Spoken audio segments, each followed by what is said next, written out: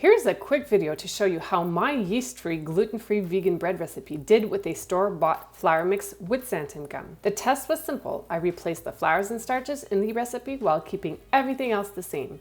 Keep watching to see the difference. This is a yeast-free, gluten-free, and vegan recipe. But in two of the mini loaves I used Bob's Red Mill gluten-free 1-to-1 baking flour. And for the other two, I created my own gluten-free flour mix. Version number 1 on the left is made with my gluten-free flour blend, and on the right, version number 2 is with Bob's Red Mill gluten-free 1-to-1. This is why I don't use Bob's 1-to-1, because it's very sticky in a recipe. Super sticky compared to a version that I'll show you in a second that does not have Bob's 1-to-1. It creates a very sticky bread because of the xanthan gum. Might be okay once toasted, but if I just replace it in my recipe, it does not work as well.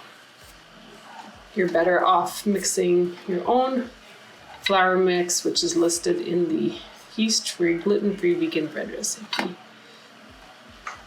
All right, just to show the difference, this is my recipe. Yes, it's moist, but compared to the other one that I put, Bob's Red Mill 1-to-1, it's moist, but it's not sticky.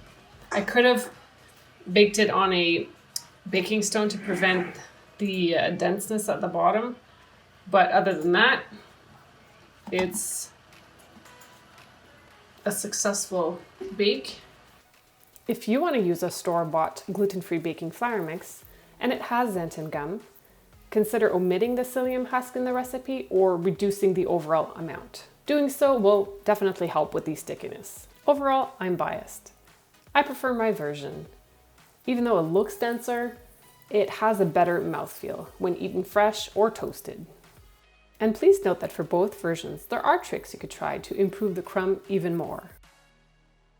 This was a quick baking experiment to swap the flours and starches with a store-bought mix.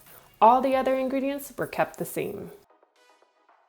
And Bob's Red Mill, I do enjoy and use many of your gluten-free flours, starches, and more. I just prefer to bake without xanthan gum.